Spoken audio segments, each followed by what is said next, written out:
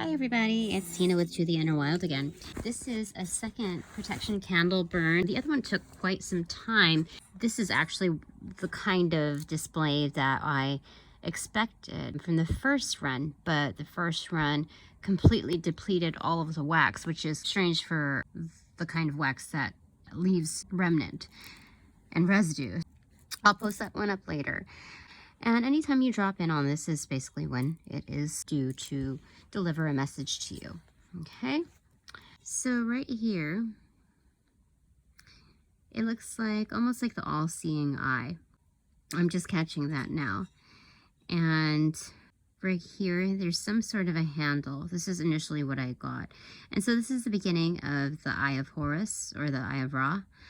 It's just missing its additional pieces, but there I forget what this symbol means, but I'll go ahead and look that up for you because each piece of it is a signifier to the whole. Now, here we see, it looks like almost like a pizza cutter. So whatever it is that we have our eye on, whatever we're focused on, it feels like maybe we're focused on it a little too hard, and it feels like maybe our eyes are bloodshot or bleeding, as you can see here. It's implying that we need to kind of slice it up, divide it into pieces. Not to compartmentalize, but to consume it piece by piece. What else, angels? There's something else to it. So what we associate pizza with is some 2:35 on the clock. It's something that's enjoyable, something that's a casual meal to be shared with your kin. It's a Friday night, and I think that's something that's very, very much of the norm when it comes to just like a casual dinner for a family. So it's something that's conveys some sort of a commitment, like a celebration that is low-key and shared by many. I haven't been going to many social gatherings, so let me see here what else there is, because I don't know if it's an implication to engage in a little bit of that, to enjoy your time with whatever you're doing, even dissecting whatever it is you need to do to consume in whole. Find enjoyment in that piece by piece. Okay. What else do we see here?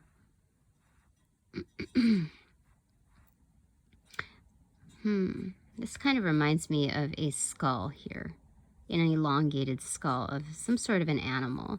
You see there's the eye socket right there. I'm not sure what animal is coming to mind, but let's see if there's any other messages here.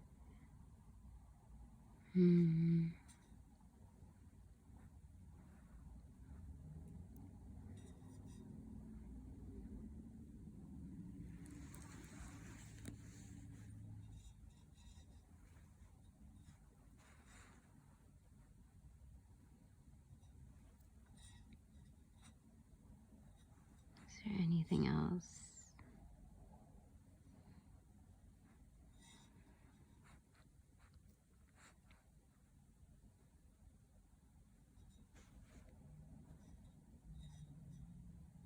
Usually the black doesn't come off like a chrome color, a chrome matte color, but somehow it's doing that here. This may be a favored color or in subtle reference to detailing your vehicle, displaying pride in how you conduct yourself. It implies being very polished in your presentation and or delivery.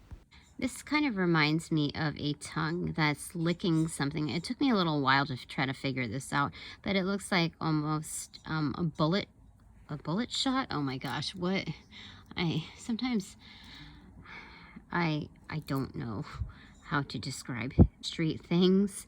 A gunshot. So some of us might be, how do I say it, angels? Playing almost like Russian roulette. Taking risks for entertainment. Does that make sense? Like engaging in things that can cause harm. Yeah, Russian roulette. Yeah. So that might be your energy. I don't certainly feel like it's my energy, but there's a lot of things in magic and practices that you do, even when you defend yourself, that you're not sure exactly what that's opening up. But for me, I do have validation from the divine as far as protection, and I don't take advantage of that, but that's more like, hey, I need to stand up for myself. So, if you're in that similar position, then maybe these are others that don't know what energy they are messing with when they come at you. Because oftentimes when there's spiritual warring involved, especially if it's within the same sex, like for me, there's a bunch of, I don't know if I want to say women, I would say more so younger girls that, are toying around with things that they don't quite understand. So there's usually, when you screw around with danger, it's usually at a younger age. So whether you're female or male, I would say that that's pretty much true. Though you can go on to the older age range and you may have grown an ego that makes you feel like you are far superior in your knowledge and understanding of what's out there, and therefore ignorant to what you are engaging in. So I feel like this is coming in externally because I set this protection candle here. Okay, this is what bled out here. So this is coming through externally, and they don't know what they're messing with, because it's not just me and what I represent and the work that I do, but that of the all. Do you see what I'm saying? That it's also representative of their higher self. So they are working against so much energy and that they're not very aware of. Okay. I was really struggling for a moment to figure out, like, what else is there here? Because usually I'm very adept at reading these things. I've done maybe like 5 or 6 candle wax readings, and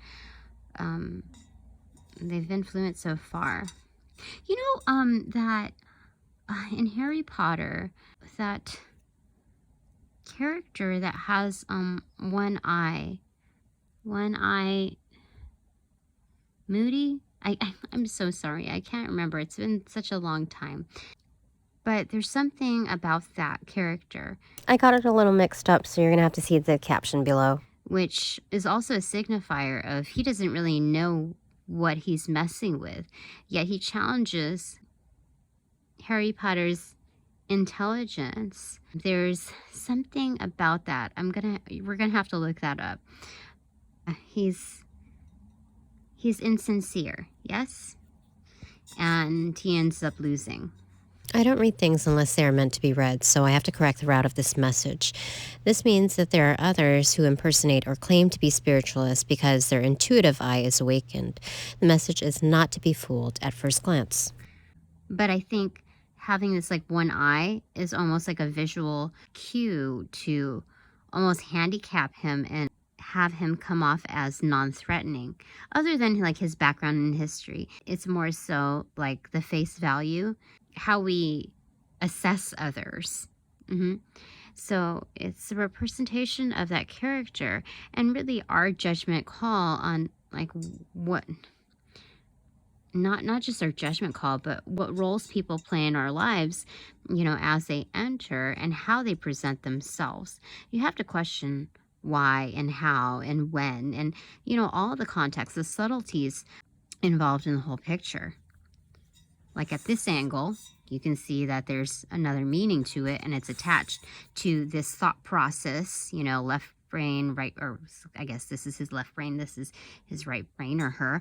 That thought process of challenging, not really authority, but working for another side that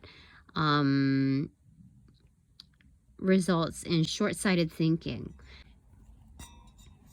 Okay, what else do we see here? Is there anything else?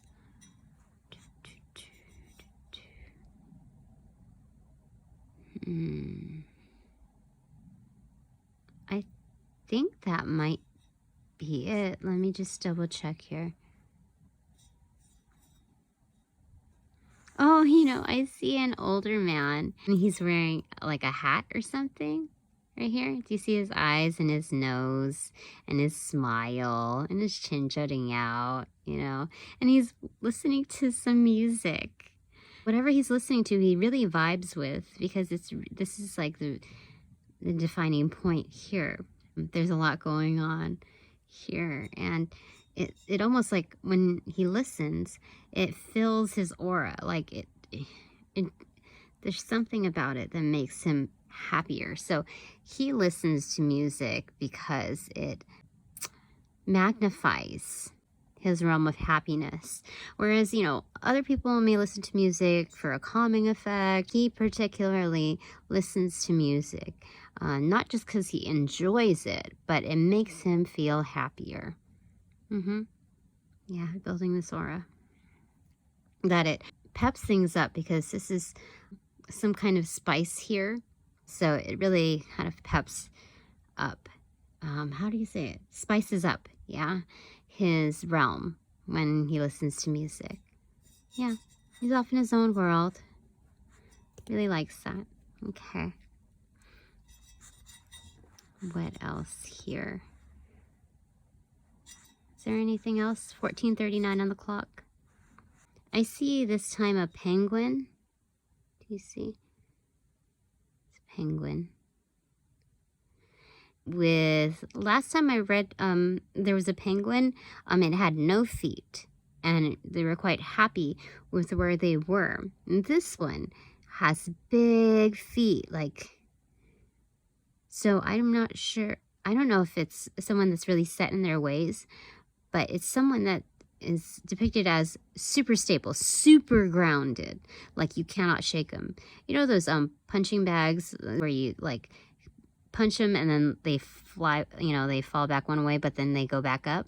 Same thing, except this penguin is immovable. It is not just erect, but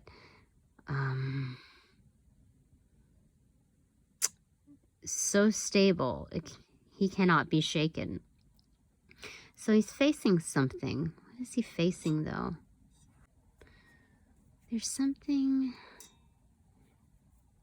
Oh, this penguin is about to take a slice out of something, right? He's taking hold of this. He's doing it with his beak because he cannot manage to do it with his wings. He's going to start to. This is indecipherable for me. Maybe it is trying to figure out his environment, okay? Because when you flip it out over here, you see someone, external figures trying to challenging, how do you say it? Playing with fire, basically. Negative forces that are kind of messing with you.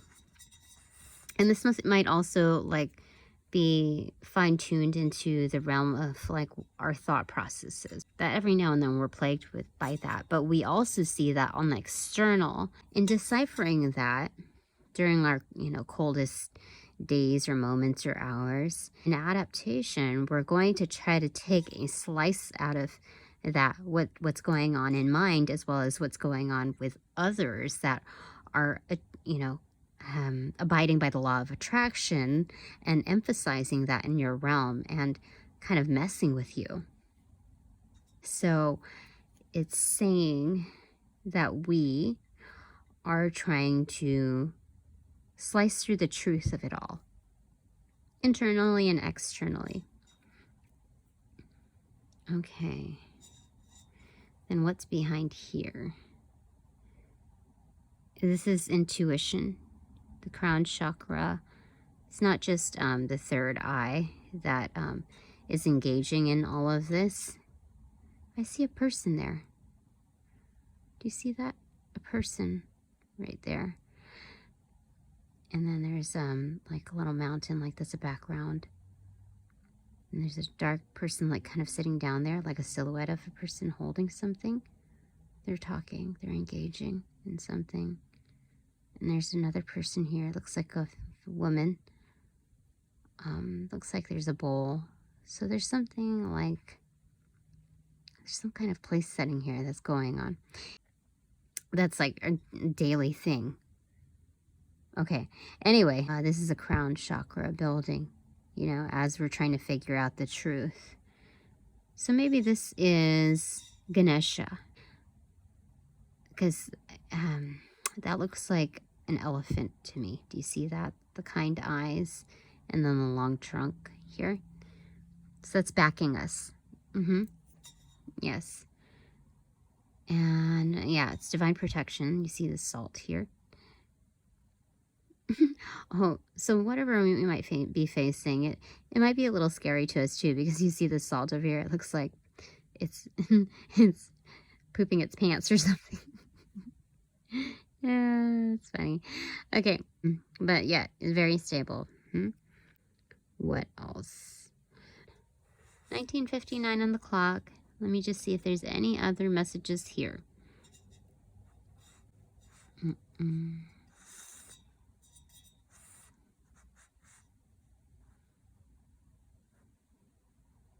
I also see this abstract form here. Okay, as you're facing this fear of having to confront something that is not so pleasant to confront, you are also faced by this angel, this large angel here, that when you face that, you're also supported, not just having the backing, but they also influence the thing that you're facing.